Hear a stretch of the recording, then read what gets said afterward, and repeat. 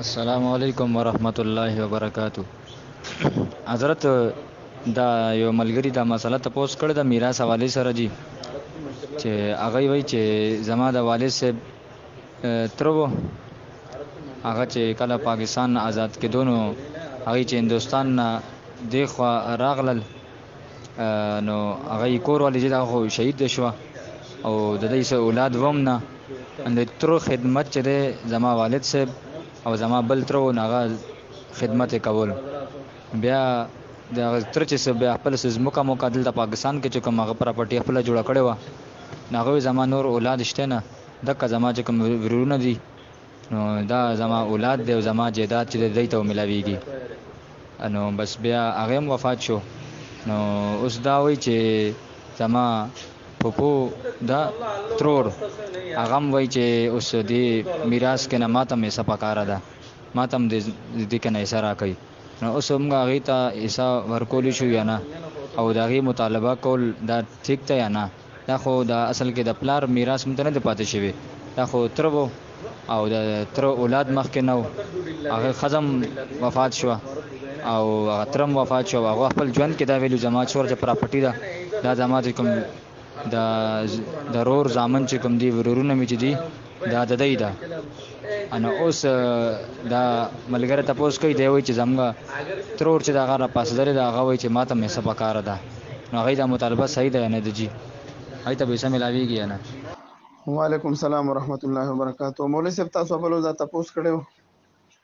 چې یو کس د هندستان نه راغلی او هغه ته د تر مال پاتیو د تر اولاد نو اوس د ترورې نه را پاسېدلې دی او دا وایي چې را د خپل رور سره د خپل تر په مال کې حصہ غواړي آیا دوی له شرعاً دا حصہ رسیږي او کنه رسیږي. نو صورت د مسلې دا دی چې دا فتاوی حقانیه ده موږ فتاوی میراث کوم موږ د خیره د الله په فضل او په توفیق سره برابر کړی دوه جلدو کې د دعا کوي چې زر تر زر د خیره چاپ ته ورکو صرف بس لګه تصحیحات ده ان شاء الله نو هغه موږ دا ټولې مسلې د خیره حل کړې دي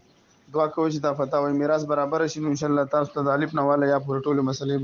پکې حل شوي دي او دا زمونږ خپل مشرانو او کابرینو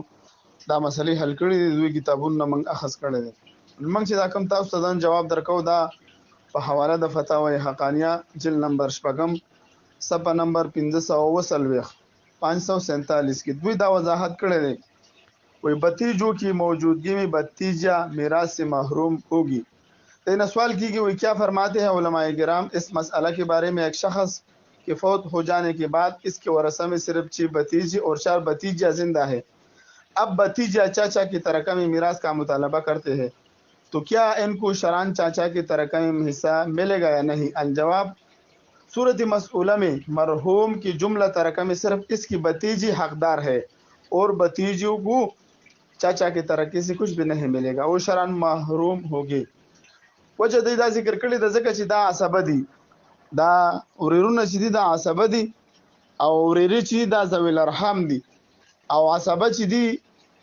دا چې کله د ذویل فروز نه صفات شي نو ټوله ترکه دوی ته پاتې کیږي نو ولته ذویل ارحام دا وريرا او راره عصبه ده نو دا اقوا ده یرجحونه بقرب الدرجه لکه عصبه بنفسه چې د سلور قسمه ده عصبه بنفسه 4 اصناف جزء الميت واصله وجزء ابيه وجزء جده. نوراره په کوم یو کې راځي استاد په خپل سوچ وکي ځکه چې